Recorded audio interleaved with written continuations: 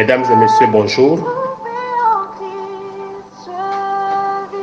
Nous voilà donc à notre rendez-vous par rapport à notre hôtel de prière.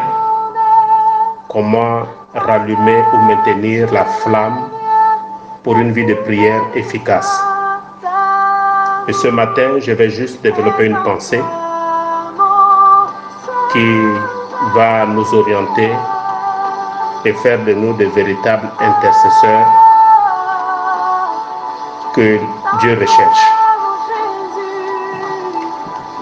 Soyez câblés et suivez très bien les différentes instructions qui seront données. Et ce matin, je parlerai donc des 2 portes de la semaine et leur implication dans la vie de l'homme. Il est important de comprendre le fonctionnement des portes du temps. Mais pour ce matin, je vais juste développer 2 portes. La porte du vendredi et la porte du dimanche. Il est important de comprendre, mesdames et messieurs, que la plus grande porte est la porte du vendredi. Cette porte du vendredi contrôle toutes les autres portes de la semaine. C'est vrai qu'un jour correspond à un type de porte, mais celle du vendredi contrôle toutes les autres portes de la semaine. Le dimanche est une autre porte aussi. C'est la raison pour laquelle Jésus a décidé de mourir un vendredi et ressusciter un dimanche. Ce n'est pas un hasard. C'est en fonction de ces 2 portes-là. Pourquoi Jésus est-il mort le vendredi et ressuscité le dimanche? Il y a une portée spirituelle dans la mort et la résurrection du Christ.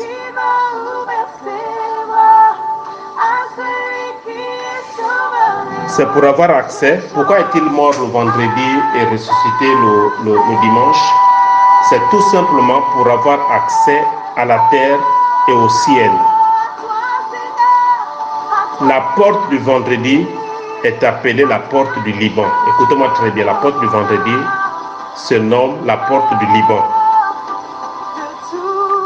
Parce que ce jour-là, les musulmans font des sacrifices et des prières.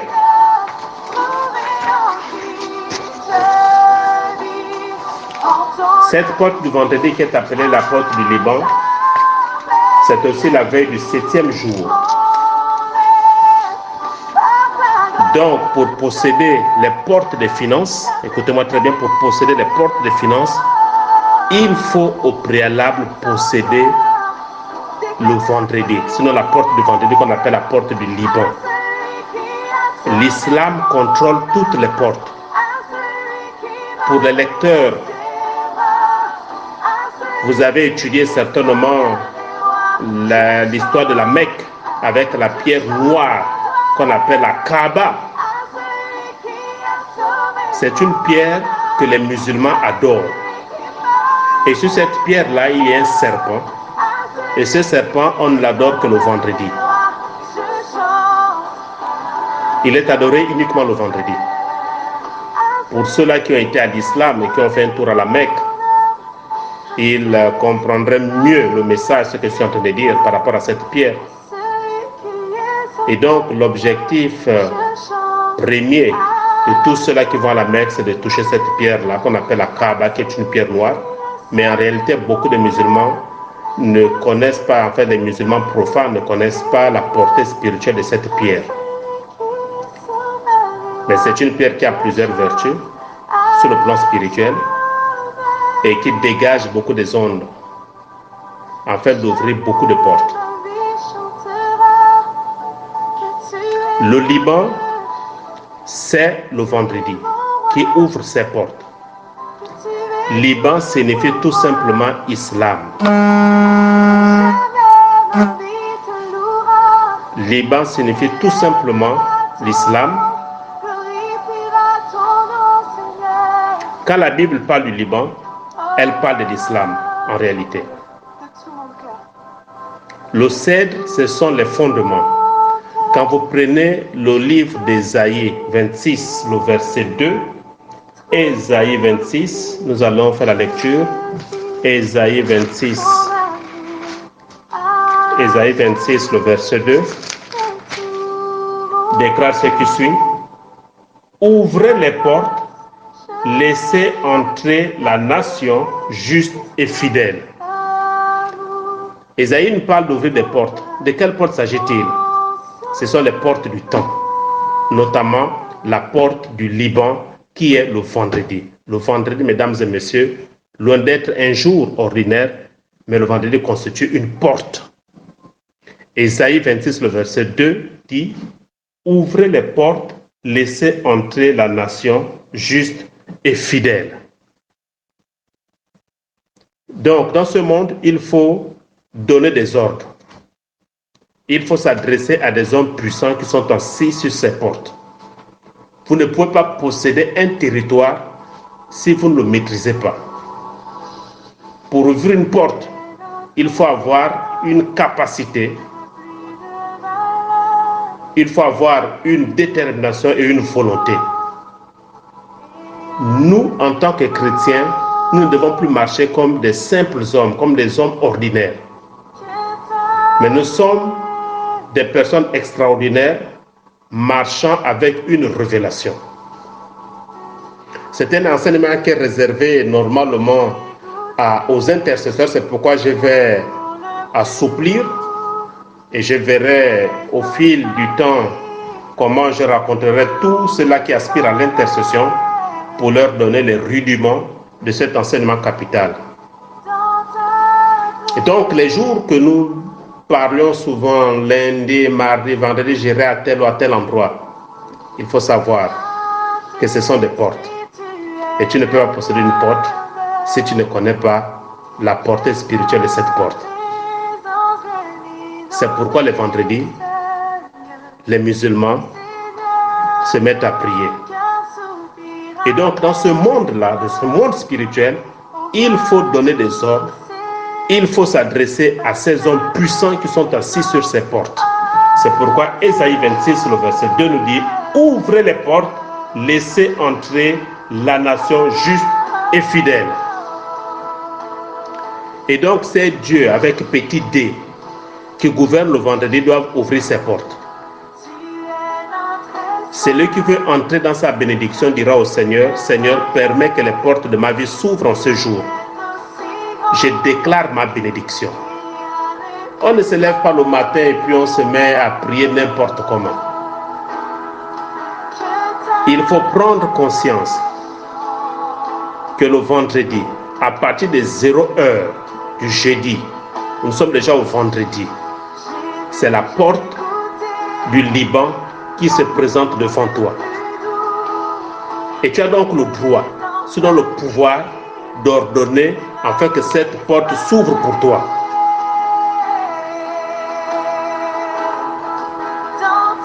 Seigneur, permets que la porte de ma vie s'ouvre en ce jour.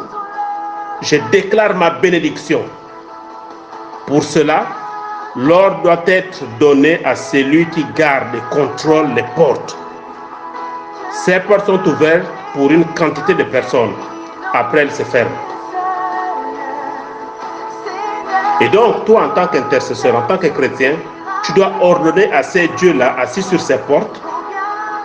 Il faut avoir la révélation pour t'inclure, sinon t'introduire parmi ces personnes qui vont entrer par ces portes.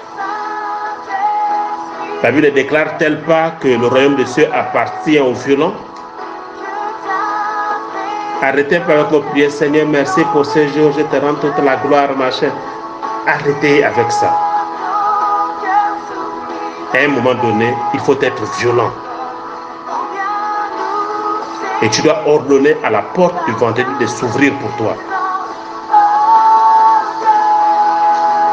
Vous conviendrez avec moi que la porte du vendredi est une porte très très dangereuse et cause beaucoup de dégâts. C'est pourquoi Jésus va mourir le vendredi. Pourquoi meurt-il le vendredi? En fait, il va porter toutes les œuvres mortes.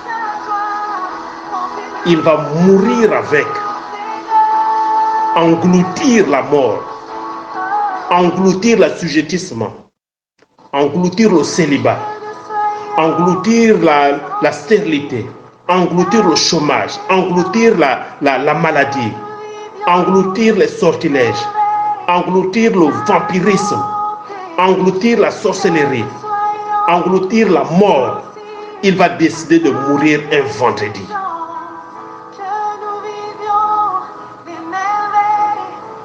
Mesdames et messieurs, vous conviendrez avec moi que la porte du vendredi, ce Dieu-là contrôle la fornication, l'impudicité, la mort. Vous allez même constater, pour ceux-là qui étaient chauds dans le monde, vos programmes sont arrêtés quel jour? Vos programmes sont mis en exécution quel jour? Généralement, c'est le vendredi. Quand quelqu'un décidait de coucher, tout était programmé le vendredi.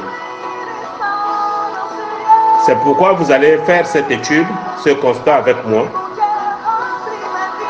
Demandez à un hôtelier.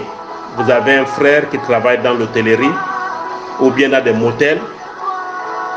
Demandez-lui la proportion des visiteurs par jour et qu'il vous sorte la plus grande proportion. Vous allez vous rendre compte qu'en fait, la plus grande proportion, c'est le vendredi.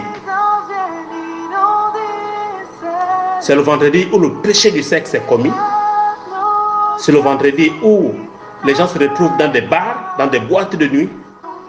C'est le vendredi où la vie va à 100 à l'heure. C'est le vendredi. Le vendredi, c'est le lieu de rencontre. C'est un jour de rencontre. Mais beaucoup le font de façon innocente parce qu'ils n'ont pas la révélation que le vendredi est une porte.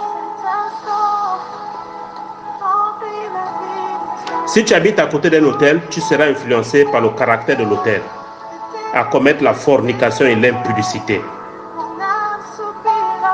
Sur 100 couples dans un hôtel, si vous faites la probabilité, vous ne trouverez peut-être que 5 à 15 ou 20 couples normaux, disons, monsieur et madame mariés légalement. Mais le reste là, c'est des chisas, c'est des concubines, c'est le premier bureau, c'est le deuxième bureau, c'est le troisième, c'est le quatrième, c'est le cinquième, c'est le cousin qui sort avec la cousine, c'est le patron qui sort avec sa secrétaire, c'est elle qui fait ceci, c'est son chef qui sort avec tel employé. Le vendredi, dans les hôtels, les motels, c'est le même scénario. C'est toujours le vendredi. C'est pas quand nous arrivons à vendredi, les gens disent ouf, merci Seigneur, nous sommes à vendredi, enfin je vais me reposer. Tout se prépare, ne sachant pas que le vendredi est une porte. Le vendredi.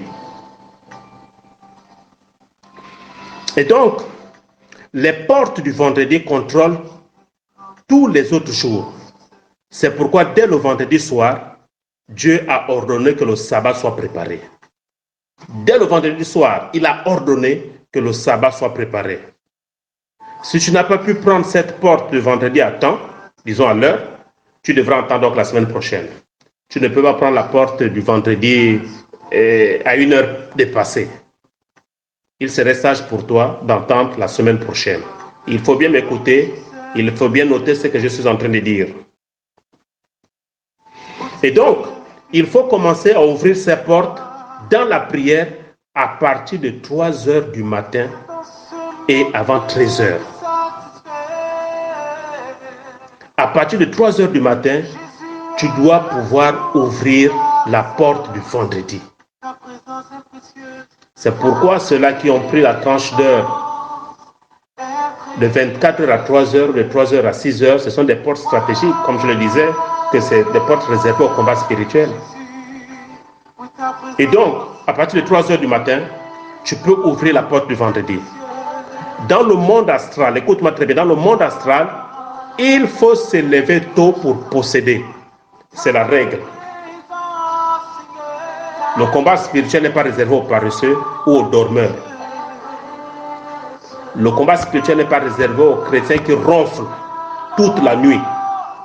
Ils ne se réveillent qu'au petit matin. Le combat spirituel est réservé aux hommes et aux femmes qui ont la conquête dans leur sang. Et donc,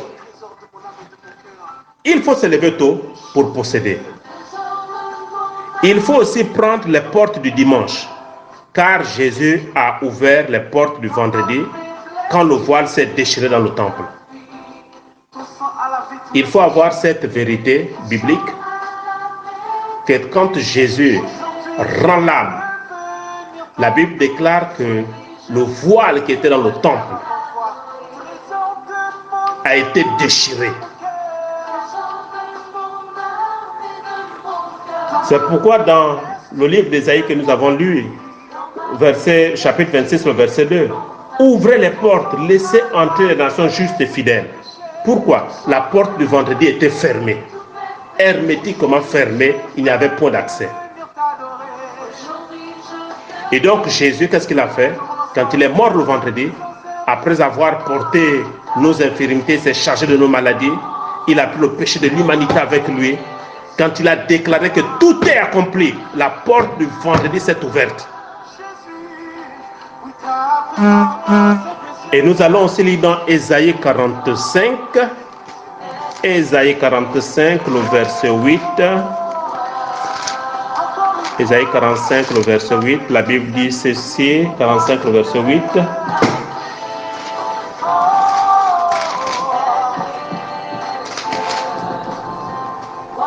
Que les cieux répandent d'en haut et que les nuées laissent couler la justice, que la terre s'ouvre, que le salut y fructifie et qu'il en sorte à la fois la délivrance. Moi, l'Éternel, j'ai créé ces choses.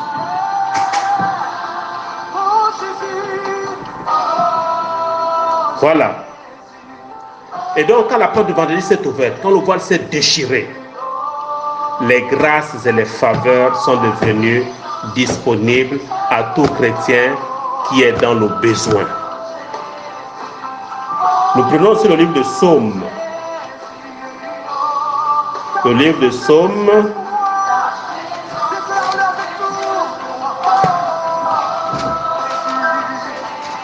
Psaume, le verset, Psaume 24, le verset 9. Psaume 24, le verset 9, la Bible déclare: portes, élevez vos linteaux, élevez-les, portes éternelles, que le roi de gloire fasse son entrée. C'est un ordre qui est donné. Portes, élevez vos linteaux, élevez-les, portes éternelles, car le roi de gloire doit faire son entrée.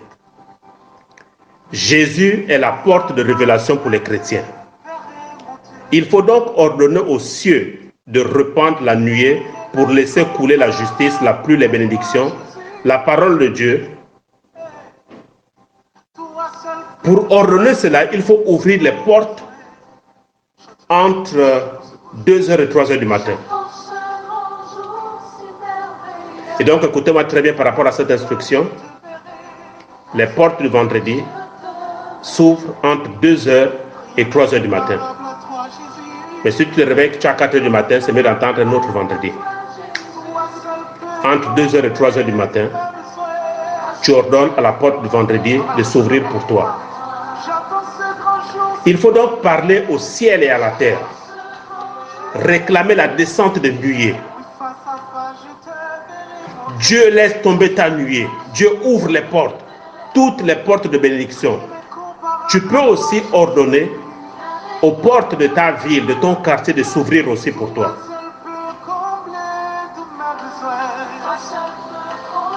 Et donc Jésus, quand il est descendu dans les enfers, il est allé arracher les clés de toutes les portes à Satan. Christ a réclamé la clé de toutes les portes. Donc entre 2h et 3h du matin, moi j'ouvre les portes du vendredi.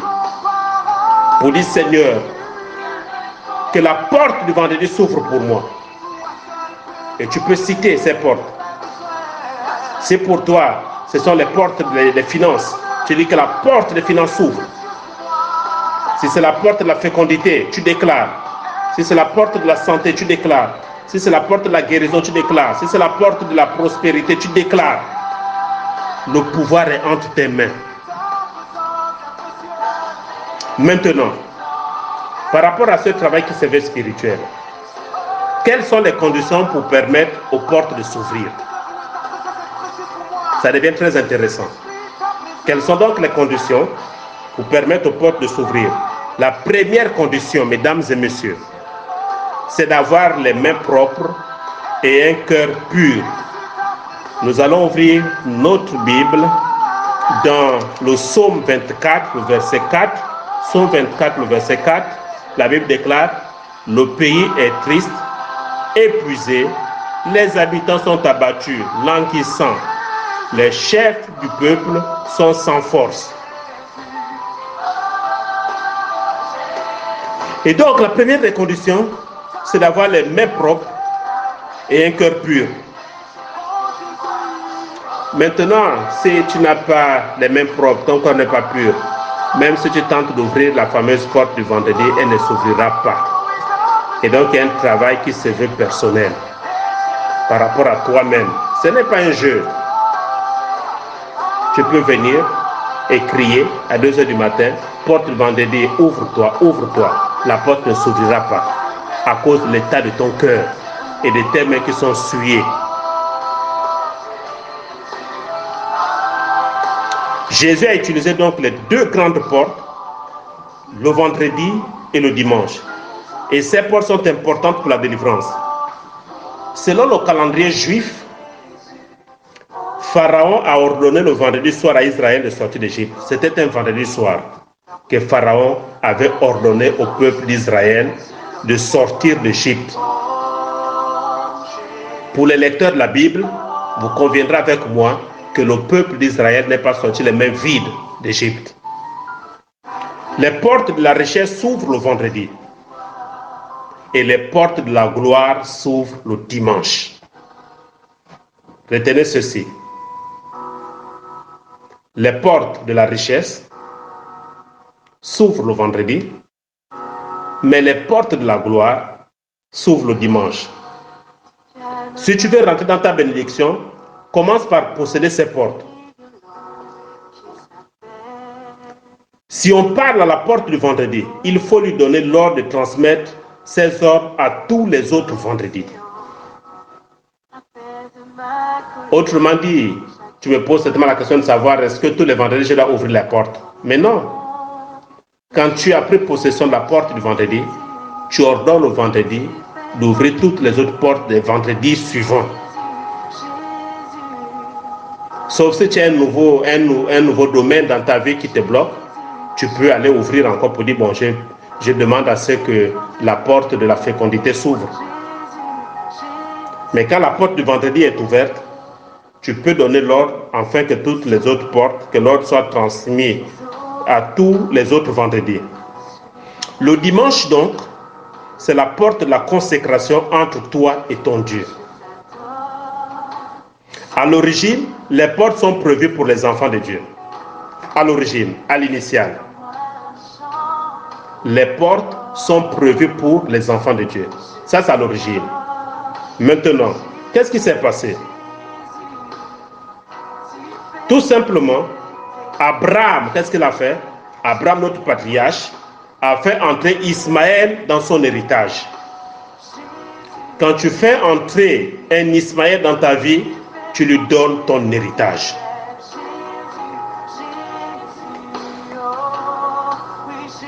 Alléluia.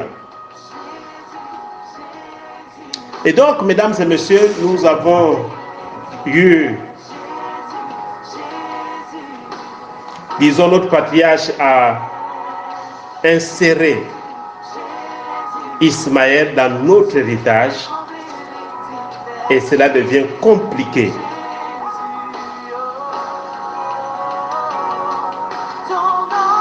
Les prières pour ouvrir et posséder les portes. Il faut faire des veillées de prière à des heures de la nuit. Tu peux dormir de 20h à minuit et à 2h, tu es debout pour prier. Je vous donne une stratégie pour être efficace, ne pas être fatigué dans la prière. Il faut dormir tôt. Tu dors par exemple à 20h et à 0h, tu te mets debout. Tu vas prendre un bain et tu commences à prier. Tu verras que tu seras plus fort. Mais si tu vas dormir à 23h ou te réveiller à 24h, tu seras fatigué. C'est pourquoi beaucoup de personnes n'arrivent pas à passer 1 heure de temps dans la prière avec le Seigneur.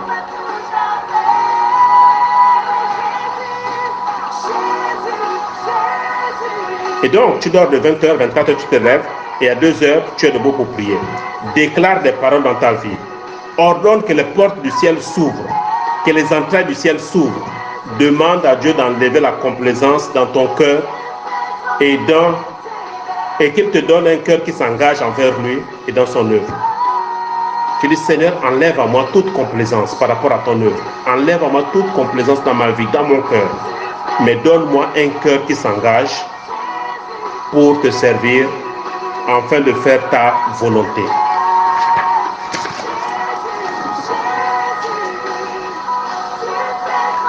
Et quand tu arrives à l'heure indiquée, entre 2h et 3h du matin,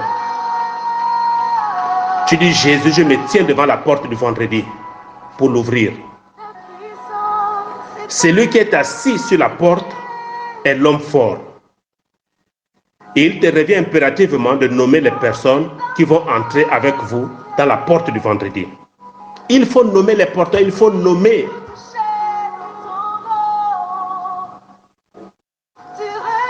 Par exemple, vous pouvez dire, vous qui vous tenez à la porte du vendredi, ouvrez la porte pour que moi, l'évangéliste Moussi Mayombo, et toute ma famille, nous puissions entrer pour recevoir notre délivrance, notre succès, notre vie maritale, notre fécondité, notre bénédiction spirituelle.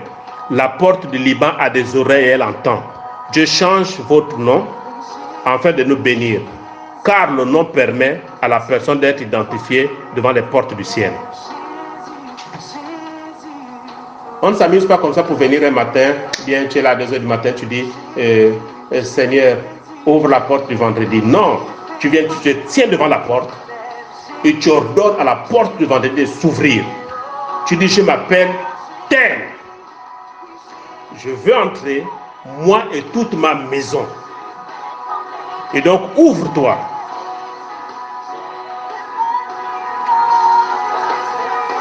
Et tu déclares ce que vous souhaiterez obtenir. Tu dis, nous rentrons parce que nous voulons recevoir notre délivrance. Nous voulons recevoir notre succès. Nous voulons recevoir notre vie maritale. Nous voulons recevoir notre fécondité. Nous voulons recevoir notre bénédiction spirituelle. Pourquoi tu parles? C'est parce que la porte du Liban a des oreilles. Jésus, quand il était dans la barque, il s'est adressé à la création. Silence, tais-toi. Comme s'il s'adressait à un être humain. Autrement dit, les situations ont des oreilles et il faut parler avec autorité. Les musulmans savent l'importance du vendredi et font des prières le vendredi. Il faut donc nommer les choses qui doivent vous suivre dans ces portes. Tu dis par exemple, moi je suis l'évangéliste Moussi Mayombo. Je rentre avec mes enfants et toute ma maison. Écoute-moi très bien, mais l'échec, la sorcellerie, le célibat, la pauvreté, tu ne rentres pas. Il faut nommer ces choses qui ne doivent pas rentrer avec vous. C'est ça, posséder la porte du vendredi. C'est un combat, il faut parler. Moi et ma maison, nous entrons pour recevoir la bénédiction, la gloire, la fécondité, tout ce que tu peux citer.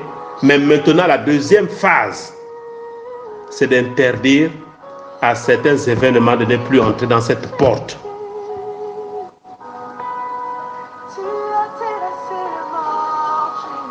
J'espère que vous me suivez jusqu'alors.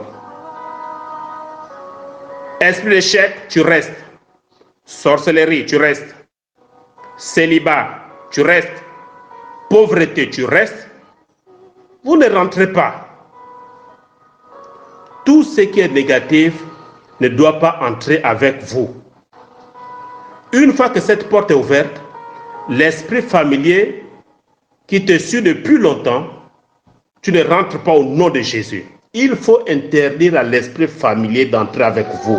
C'est un esprit qui cause beaucoup de dégâts dans la vie de plusieurs personnes.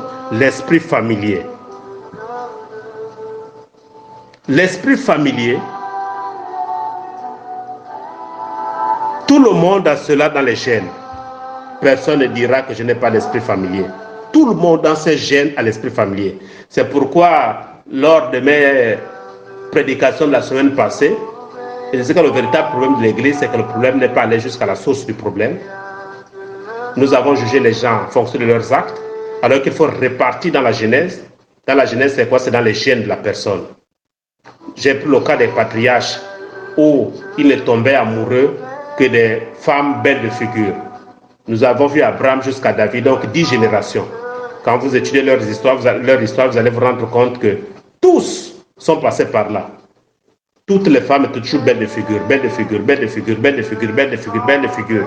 C'est un problème génétique, c'est dans les gènes, c'est l'esprit familier.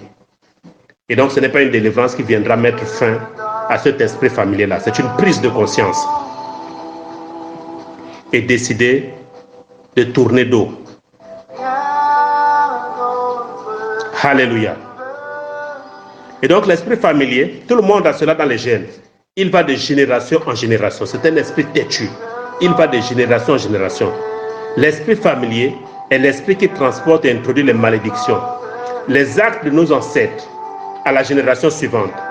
Il détient tout sur nos vies. L'esprit familier fait le rapport à Satan. Il lui donne toutes les informations journalières, présentes, passées. C'est l'esprit familier qui nous accuse des choses passées. C'est l'esprit familier.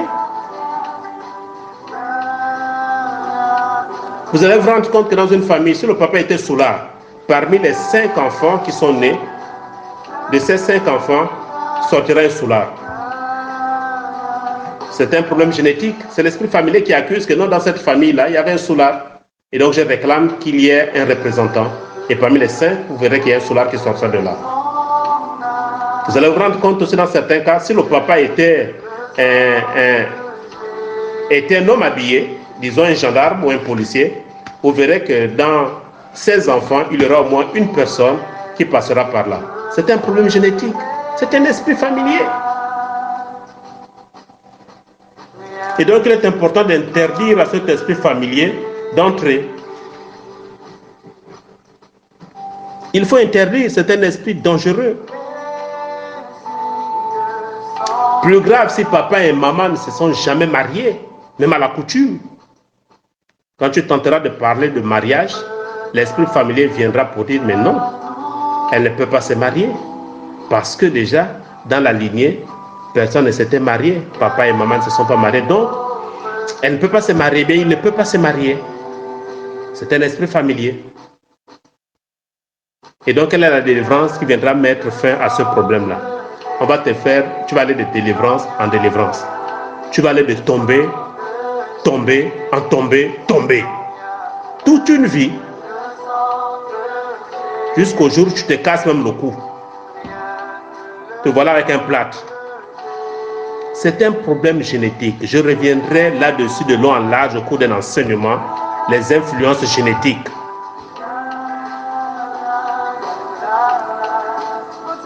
Et donc le diable nous accuse par rapport aux différentes informations. Que dans sa lignée, il y avait un fou. Et donc forcément, il faut reproduire un fou dans cette génération.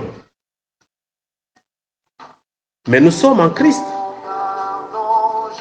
Beaucoup me posaient la question de savoir, mais je suis en Christ, comment est-ce possible que je sois encore victime de ces choses? Daniel avait prié. Et Dieu avait exaucé à la prière de Daniel. Et Dieu avait délégué l'ange Gabriel. Mais pourquoi l'ange qui a été envoyé par Dieu a été bloqué à l'entrée des portes de Babylone? Et pourtant c'est un ange de Dieu, il devait passer outre. Pourquoi il a été bloqué? Il n'a pas été bloqué pendant 24 heures. Il n'a pas été bloqué pendant un jour ou une semaine. Il a été bloqué pendant 21 jours. 21 jours, l'ange était bloqué. C'est Dieu qui l'avait mandaté. L'ange était bloqué là à la porte de l'entrée de Babylone. Donc au carrefour, la principauté avait bloqué l'ange en question. Il fallait que Dieu délègue Michael, l'archange. Mesdames et messieurs, ne soyons pas des facilitateurs dans l'esprit de dire non, Dieu a tout fait, voilà, je peux m'asseoir. La vie spirituelle est un combat aussi. Et le diable nous accuse nuit et jour. Et donc, comment faire face à l'esprit familier? Compte tenu du temps, je vais aller rapidement. Comment faire face à l'esprit familier? La première étape, c'est la prise de conscience. Deuxième étape, c'est de voir les événements qui se répètent dans la famille, ou bien des événements qui perdurent dans la famille. Je dois pouvoir les repérer. Et ensuite, par rapport à ce diagnostic-là, je dois me mettre au travail pour dire, Seigneur, par rapport à cette situation que ma famille a vécue, par rapport à cette étape, je refuse, ni moi, ni mes enfants après mes enfants ne soient victimes de ça. Je vais mettre fin à cette gangrène. Et tu parles à l'esprit familier que ton temps est arrivé, que tu vas arrêter. Arrêter parce que je suis devenu une nouvelle créature. Il faut rappeler cela à l'esprit familier et présenter ton identité en Christ Jésus de Nazareth. J'ai souvent vu, c'est des erreurs que nous avons eu à commettre, je le reconnais en tant qu'homme de Dieu. On va prier pour le problème de célibat, on va prier pour le problème de ceci, on va prier. Mais non, en fait, on perd du temps. L'esprit familier ne se chasse pas comme ça. C'est une prise de conscience, un diagnostic, et prendre autorité afin de vaincre cela. Et quand nous prenons donc le livre d'Osée 7, le verset 1 à 4, la Bible dit: lorsque je voulais guérir Israël, l'iniquité d'Éphraïm et la méchanceté de Samarie se sont révélées, car ils ont agi frauduleusement. Le voleur est arrivé, la bande s'est répandue au dehors. Ils ne se disent pas dans leur cœur que je me souviens de toute leur méchanceté. Maintenant, leurs œuvres les entourent, elles sont devant ma face. Verset 3. Ils réjouissent le roi par leur méchanceté et les chefs par leurs mensonges. Verset 4. Ils sont tous adultères, semblables à un four chauffé par le boulanger. Ils cessent d'attisser le feu depuis qu'il a pétri la pâte jusqu'à ce qu'elle soit levée. Vous voyez, il vient accuser. Lorsque je voulais guérir Israël, c'est Dieu qui m'a dit, lorsque je voulais guérir Israël, l'iniquité d'Éphraïm et la méchanceté de Samarie se sont révélées, car ils ont agi frauduleusement. Dieu veut guérir Israël. On dit non, c'est pas possible, tu ne peux pas guérir Israël.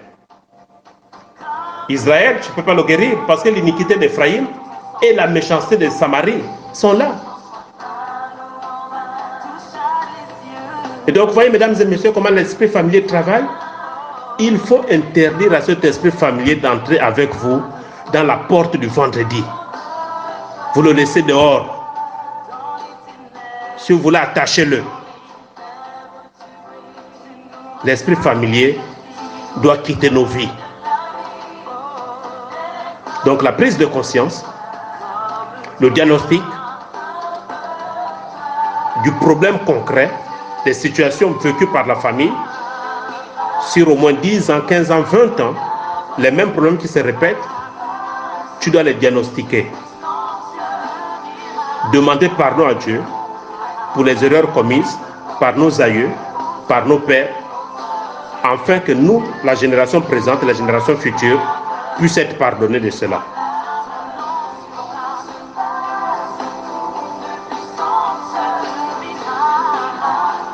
J'espère que vous me suivez jusqu'alors. Maintenant, les canaux que les démons utilisent pour nous affecter sont décrits comme des portes d'entrée. Ce sont des portes spirituelles.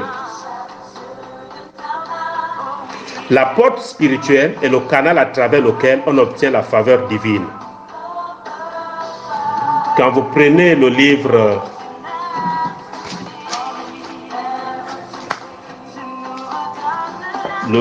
d'Ézéchiel,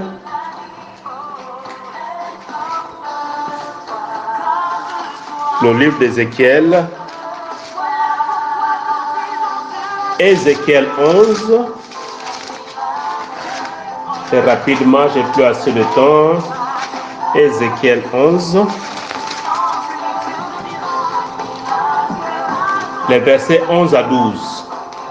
Ézéchiel 11, les versets 11 à 12. La Bible dit ceci. La ville ne sera pas pour vous une chaudière, et vous ne serez pas la viande au milieu d'elle. C'est sur la frontière d'Israël que je vous jugerai. Et vous saurez que je suis l'Éternel, dont vous n'avez pas suivi les ordonnances et pratiqué les lois. Mais vous avez agi selon les lois des nations qui vous entourent.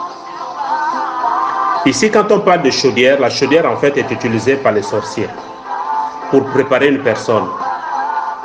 Est-ce que vous savez que certaines personnes sont préparées par les sorciers dans une chaudière?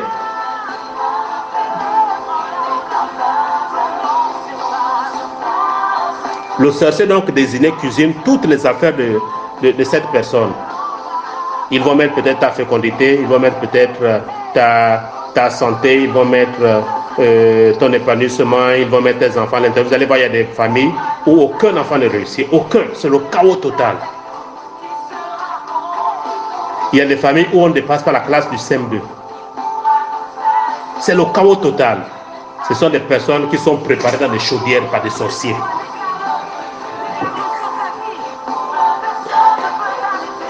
Toutes les affaires. Il y a des familles aussi où des personnes réussissent, ont tous les diplômes, mais des véritables tocards.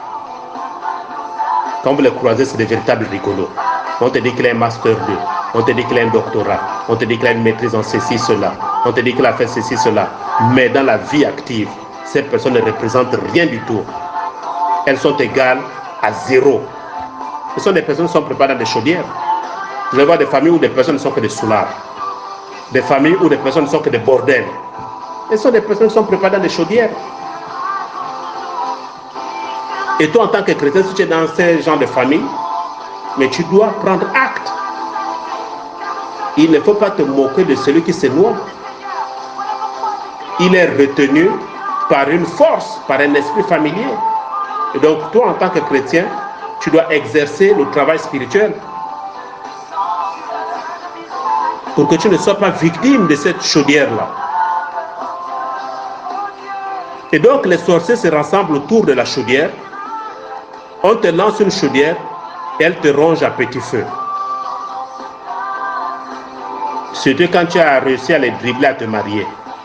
Mais ils vont chercher à te rattraper quelque part, puis à te sortir de ton ménage. C'est pourquoi, mesdames et messieurs, quand vous avez des situations où le mari quitte la maison, vous avez des situations où la femme décide de vous abandonner, ne condamnez pas la personne. La personne est en train d'être cuisinée dans une chaudière. Vous, en tant qu'homme spirituel, en tant que femme spirituelle, vous devez prier pour le bien-être de votre époux ou de votre femme, afin qu'il revienne à de meilleurs sentiments. Ce n'est pas de sa faute, il y a des forces qui agissent.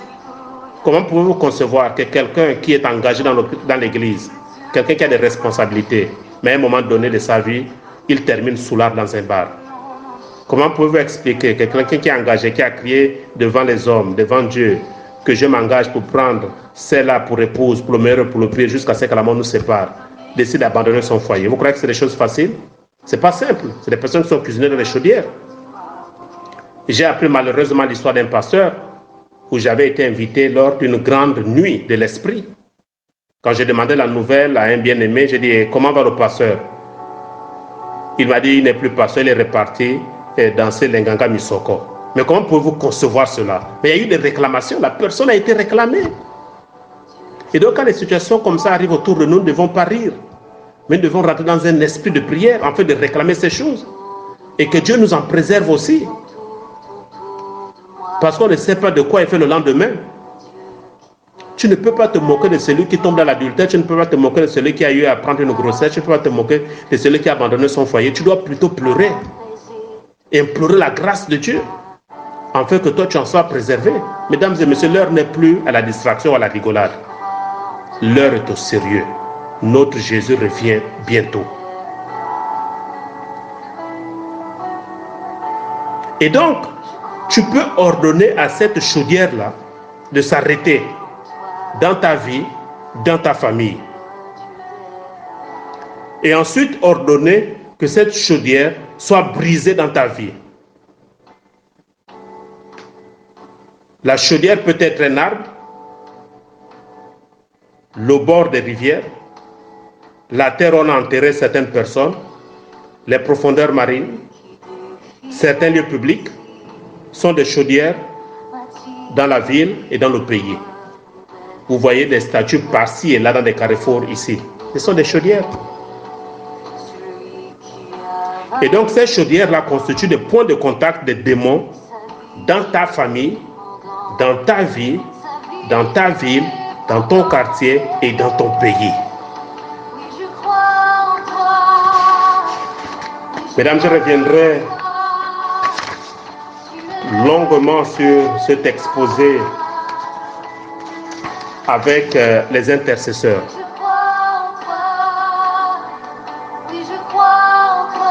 Deuxièmement, il y a deux forces que vous devez aussi connaître. Et ces forces-là, ce sont les vents.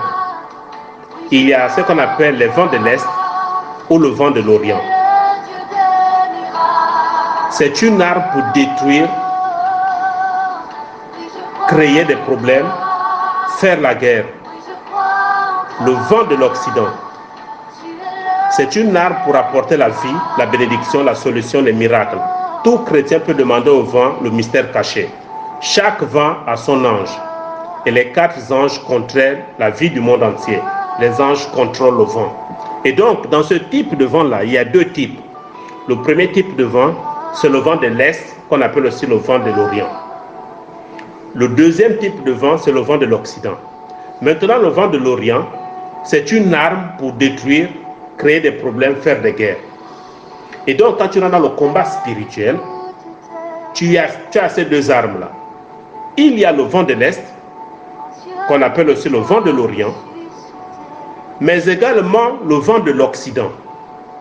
Et donc le vent de l'Est ou le vent de l'Orient, c'est une arme pour détruire, créer les problèmes, faire la guerre.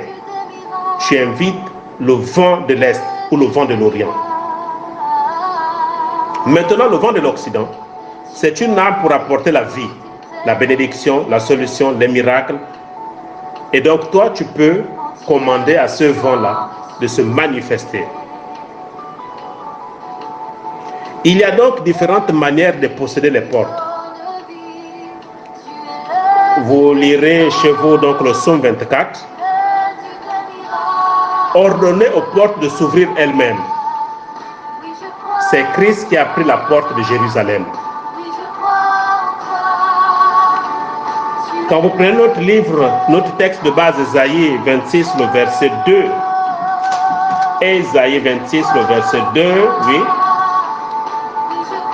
Ouvrez les portes, laissez entrer la nation juste et fidèle. Il faut ordonner aux hommes forts assis sur les portes de les ouvrir. Et vous aurez nos textes, c'est Zacharie 11. Zacharie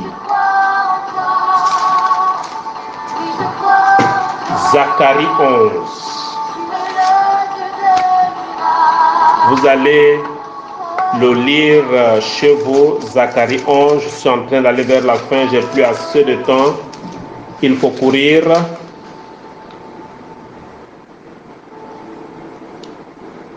Zacharie 11, le verset 1.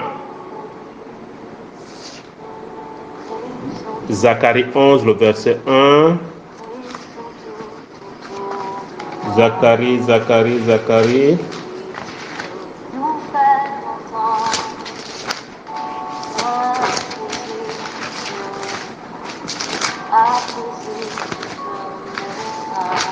Zacharie, c'est juste après le livre d'Agé, Zacharie 11. Le verset 1, la Bible dit, Liban, ouvre tes portes et que le feu dévore tes cèdres. Et donc, il faut ordonner aux hommes forts assis sur les portes de les ouvrir. Et ensuite, dans Zacharie 11, le verset 1, tu dois ordonner à l'objet lui-même d'ouvrir les portes.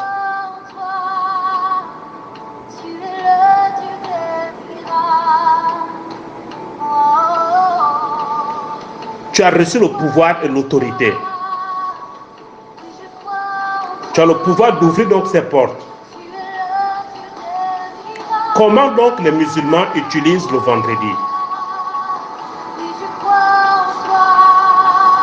Les musulmans prennent le vendredi pour lier soit une église, soit une institution. Le vendredi, à l'origine, est un jour pour libérer une personne, renouveler l'alliance dans la vie de quelqu'un. Chaque année, en tant que chrétien, nous devons renouveler notre alliance avec Dieu. 1 Roi 18, que vous lirez chez vous. Détruire l'ancienne alliance. Les portes du Liban sont des forteresses que l'Église n'arrive pas à contrôler. La porte du vendredi est contrôlée par Vénus, qui est un dieu grec de la guerre qui verse le sang et est versé dans l'impudicité. La fornication, l'adultère, d'où la polygamie des musulmans. Genèse 1, le verset 14. Nous allons lire Genèse 1, 14. Genèse 1, le verset 14. La Bible déclare ce qui suit. Dieu dit qu'il y ait des luminaires dans l'étendue du ciel pour séparer le jour d'avec la nuit, et que ce soit des signes pour marquer les époques, les jours et les années. Et donc, la porte du vendredi, c'est une porte que l'Église a du mal à contrôler. Nous avons donc le pouvoir, mesdames et messieurs, à travers la parole de Dieu, de contrôler le vendredi. Cette porte du vendredi est contrôlée par un dieu grec qu'on appelle Vénus. C'est le dieu de la guerre qui a pour objectif ou pour mission de verser le sang. Et ce sang-là est versé dans l'impudicité, dans la fornication, dans l'adultère, d'où la polygamie des musulmans. Tout chrétien a le pouvoir de contrôler les astres pour régner sur le ciel et sur la terre. Tout chrétien a le pouvoir de contrôler les astres. On a vu des prophètes comme Élie, comment ils ont contrôlé la nature.